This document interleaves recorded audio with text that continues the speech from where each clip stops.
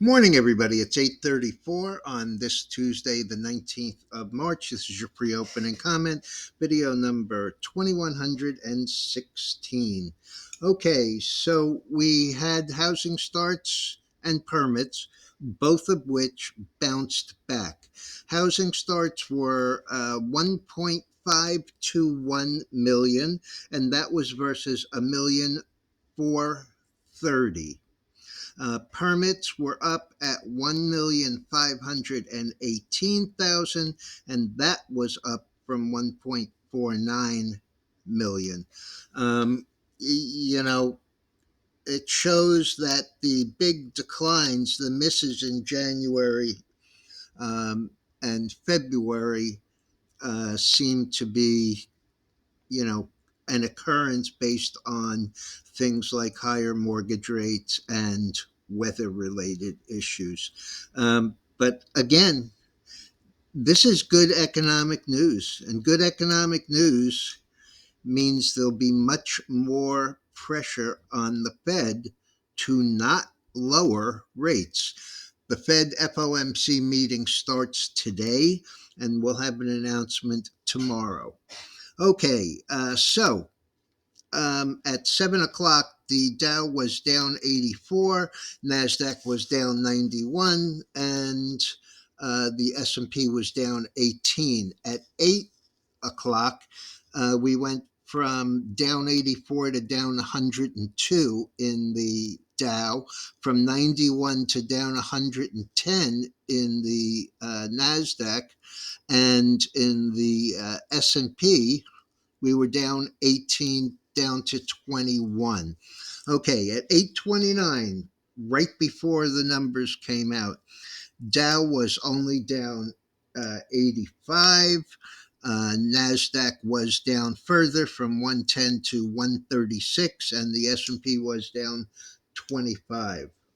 Right now, we are looking at, they had a little bit of a rally back to the upside. Still down though. The S&P is still down 19, so that's a little. Uh, the Dow is only down 45. That's actually the best level that I've seen. But the NASDAQ remains down 120. So a little bit of a bounce back, but certainly not much. Okay, Bank of Japan raises rates for the first time in 17 years. So they're trying to move away from negative interest rates, and that, of course, is hurting the Japanese yen versus the dollar. So we are above 150 yen to the dollar again. Unilever spinning out their ice cream, Ben and Jerry's and Magnum, and it looks like as many as 7,500 might be laid off. The stock is 49.86. That's up $1.34. It was up as high as 51.19 initially on the news, but it's given back a bunch of that. AstraZeneca buying Fusion. This is a new way of treating cancer, something called radio conjugates, or RC. It's a $2.4 billion deal. It's a $21 bid, and we're currently trading 21.21, up 10.57. The reason that we're trading above is because this is another one of those deals where they have a stub on them for up to an additional $3 a share, on the basis of what there might be as far as this non transferable um,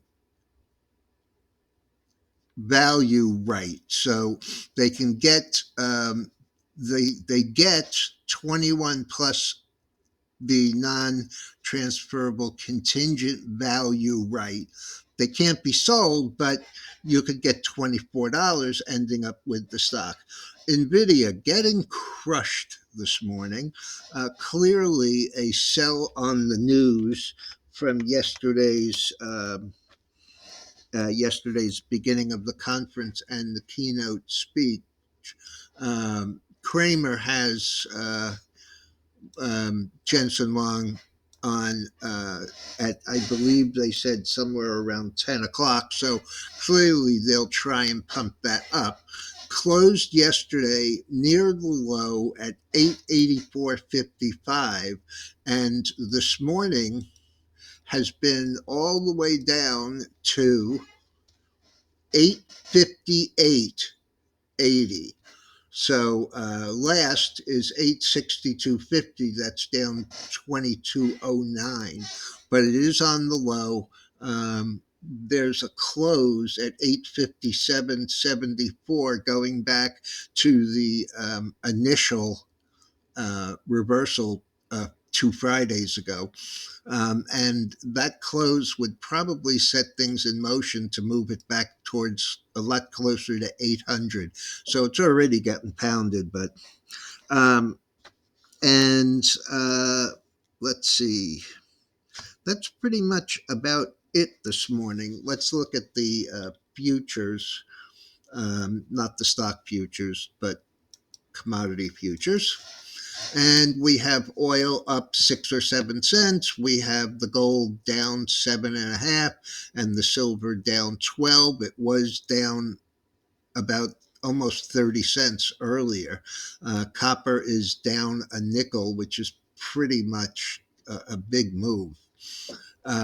Let's see what else we have here. We have Bitcoin sharply lower, but coming back a bit. It's now down 37.25 at 63,455. It was as low as 62,700, so almost 800 more. So it was down about 4,500, and the big mover is Ethereum.